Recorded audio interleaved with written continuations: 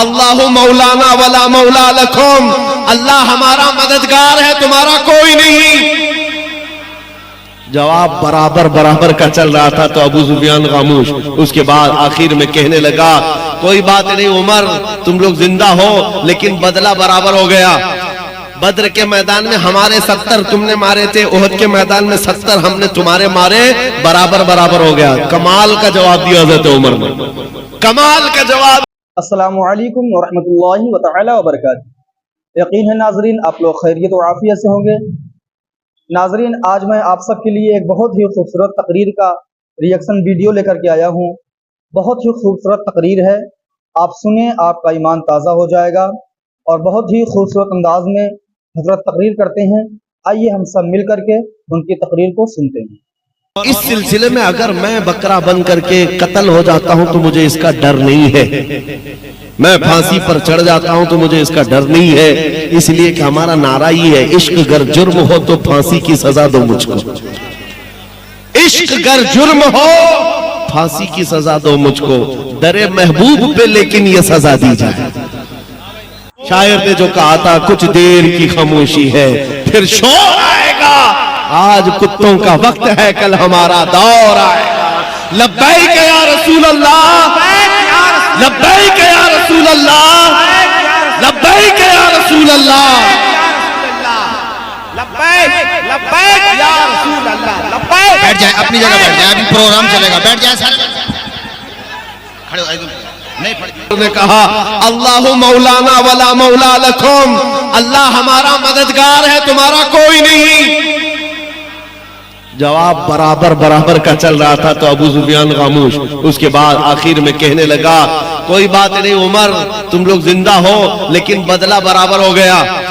बद्र के मैदान में हमारे 70 तुमने मारे थे, उहद के मैदान में 70 हमने तुम्हारे मारे, बराबर बराबर हो गया। कमाल का जवाब दिया हज़रत उमर ने, कमाल का जवाब है।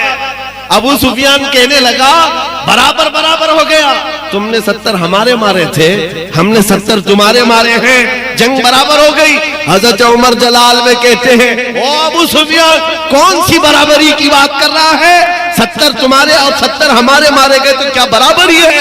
हरगिज़ नहीं, तुम्हारे जो मरे हैं वो दोज़ख में है, हमारे जो मरे हैं वो जन्नत में है। नारे तकबीर, नारे रिसालत, अज़मते मज़हबे इस्लाम, मुबल्लिगे मसलके आला हज़रत। मेरे अजीजों, यहां पर वजाहत के साथ एक बात ये भी कह दूं, ये अबू सुफियान के उस वक्त के हालात है जो जमाने कुफ्र में थे, लेकिन बाद में वो दामने इस्लाम से वाबस्ता हुए और रसूलुल्लाह के सहाबी हुए।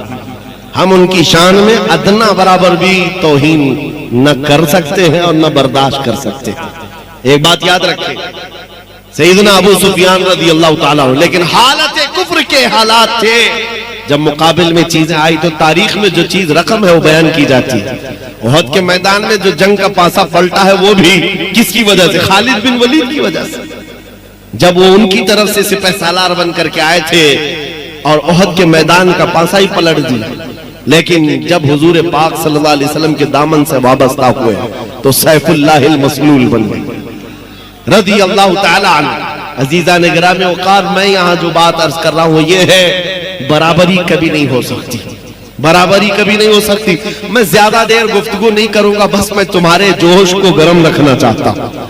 नर्वस नहीं होना, गज्जा के हालात देख करके, फिलिस्तीन के हालात देख करके। रोना किसको नहीं आता? हर एक को आता है, रोना सबको आता है, लेकिन इसका मतलब ये नहीं है कि अब दीन इस्लाम खत्म हो जाएगा, ना, हरगिज नहीं।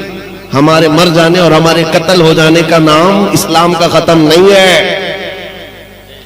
और चंद दिनों पहले एक नौजवान नर्वस था, मायूस था। क्यों? सोशल मीडिया पर कुत्तों ने उनको मैसेज करना शुरू कर दिया इधर से उधर, ये देखो यहाँ तुम्हारे इतने मारे जाते हैं, तुम्हारे इतने मारे जाते हैं, तुम्हारे साथ भी अगर ऐसा होता है तो क्या जवाब दोगे? सुनो, क्या जवाब दोगे? हम तो ये कहते हैं हमारा खुदा सच्चा, यकीन है कि नहीं? हमारा नबी, हमारा इस्लाम और कुरान, अल्लाह की जात सच्ची, नबी की जात सच्ची, कुरान सच्चा, इस्लाम सच्चा, ये हमारा दावा है। تب ان ظالموں کی طرف سے یہ بات آتی ہے کہ تمہارا جب سب ٹھیک ہے، سب اچھا، سب سچا، تو سب سے زیادہ تمہارے کیوں مارے جاتے ہیں؟ پوری دنیا میں عراق ہو، افغان ہو، شام ہو، یمن ہو، فلسطین ہو، برما ہو، جگہ جگہ دیکھو تمہارا قتل عام ہے، مارے جاتے، کاٹے جاتے ہیں۔ میرے عزیزوں، اس سے مایوس ہونے کی ضرورت نہیں، صرف اور صرف جواب یہ ہے، ظالم تجھے پتہ نہیں، ہم محمد الرسول اللہ کو شمع مانتے ہیں اور ہم پروانے ہیں، اور پروانہ آتا ہی ہے مرنے کے لیے، پروانہ پیدا ہوتا ہی ہے مرنے کے لیے، اور نہ مرے تو پروانہ کیسا؟ تو شمع رسالت ہے، عالم تیرا پروانہ، تو ماہ نبوت ہے، اے جلوے جانانا۔ رسول پاک صلی اللہ تعالیٰ علیہ وسلم کی ذات کو ہم شمع تسلیم کرتے ہیں۔ میرے عزیزوں، کبھی دیکھا ہے پتنگوں کو وہ شمع کے ارد گرد جو گھومتے ہیں؟ ارے پوری روشنی کے ارد گرد گھوم گھوم کر کے وہ جان دے کر چلا جاتا ہے پروانہ، پروانہ وہاں جان دیتا ہے، اور اس وقت تک روشنی کے پاس سے ہٹتا نہیں جب تک جان جاتی نہیں ہے۔ اور یہ پروانے ہیں پوری کائنات میں جو مارے جا رہے ہیں، کس کے نام پر مارے جا رہے ہیں؟ نبی کے نام پر۔ اور ہم اس بات کو حادثہ نہیں سمجھتے، یہ تو ہمارے لیے انعام ہے۔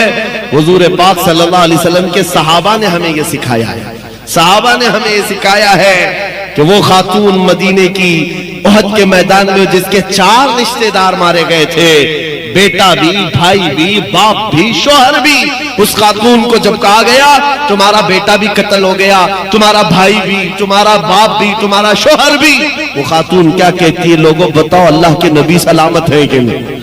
آمنہ کے لال سلامت ہیں یا نہیں؟ اور جب کہا گیا نہیں وہ سلامت ہے، تو وہ کہتی بھی تھی دکھاؤ مجھے، میں دیکھنا چاہتی ہوں، اپنے بیٹے کی لاش نہیں، پہلے رسول اللہ کو دیکھنا چاہتی ہوں۔ اور جب دیکھا آنچل سامنے پھیلا کر کہتی میرا چاند سلامت تو پوری کائنات سلامت۔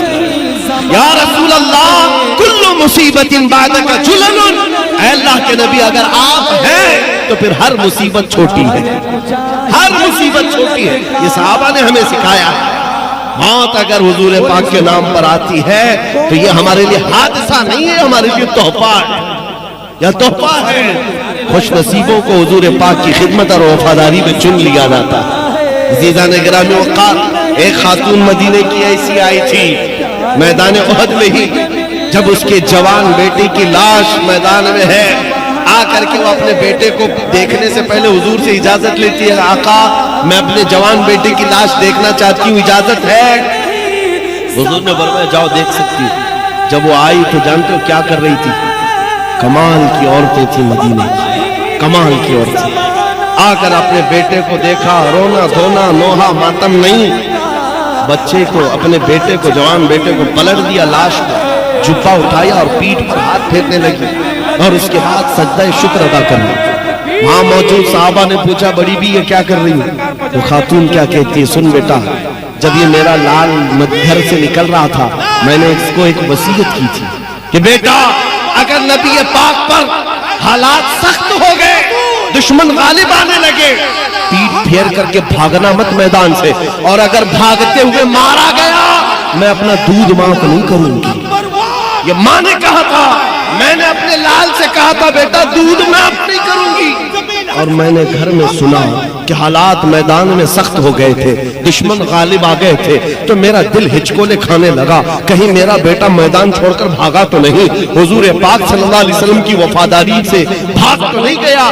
بعد میں پتا چلا نہیں میرا بیٹا بھی شہید ہو گیا، پھر بھی دل گھبرا رہا تھا کہ کہیں بھاگتے ہوئے تو نہیں مارا گیا ہے، بھاگتے ہوئے تو نہیں مارا گیا ہے۔ میں آ کر مدینے سے دوڑتے ہوئے صرف اس لیے اپنے بیٹے کی لاش کو پلٹ کر پیٹھ کو ہاتھ پھیرتے ہوئے دیکھ رہی تھی کہ کہیں پیچھے سے تیروں سے مار کھا کر مرا تو نہیں ہے۔ پھر میں نے سجدہ شکر اس لیے ادا کیا کہ میرے بیٹے کی پیٹھ پر ایک بھی تیر کا نشان نہیں ہے، جو نشان کھایا ہے سینے پر زخم کھا کر کے انتقال کیا۔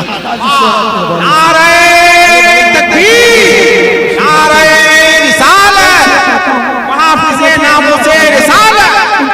اے نوجوانوں، ان کے لیے احساس ہوا، اپنے جوانوں کو، اپنے لالوں کو نبی پاک کے قدموں میں ڈال دیتے، اور اس کے بعد پھر یہ کہتے جان دی ہوئی اسی کی تھی، حق تو یہ ہے کہ حق ادا نہ ہوا۔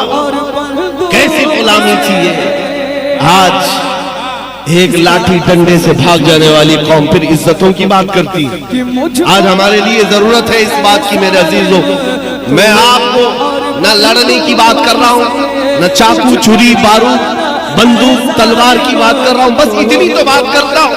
आ जाओ जामा इश्क मोहम्मद तो पहन लो, एक बार नबी पाक के अखलाक पर उतर करके तो देखो। तुम जिस गली से भी गुजरोगे तुम्हारी खुशबू से कई कीड़े यूं ही मर जाए।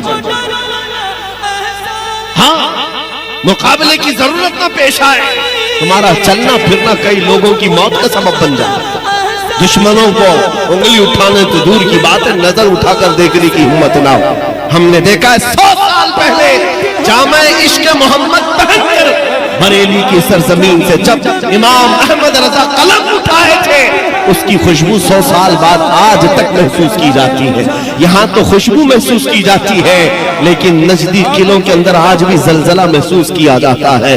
उस आला हजरत के कलम ने क्या जलजला पैदा किया था, क्या जलजला पैदा किया था। क्यों मेरे अजीजों, आला हजरत कौन सी फौज बनाए थे, कौन सी फौज, कहां लेकर के निकले थे, किस मैदान में आए थे, आप तारीख पढ़ करके बताओ। वो बरेली की सरजमीन पर अपनी खानकाह में बैठ करके जिहाद कर रहे थे कलम से। इसका मतलब ये है मेरे अजीजों, हुजूर पाक का दिफा करने के लिए सिर्फ तलवार ही की जरूरत नहीं। अल्लाह करीम हालात ज़माना के एतबार से तुम्हें जो ताकत अता किया है उस ताकत से दिफा करो। जुबान है तो जुबान से, कलम है तो कलम से, अखलाक है तो अखलाक से दिफा करो। दिफा हर मैदान में कर सकते हो और उसका असर होगा। आप क्या समझते हैं असर नहीं होता? जो लोग ये समझते हैं ना, पहले भी हम बच्चे थे, खाम ख्याली थी, हमारे एक के जाने से क्या होगा। नक्कार खाने में तोते की आवाज कोई माना नहीं रखती, ये मशहूर मुहावरा है। जहां बड़े बड़े ढोल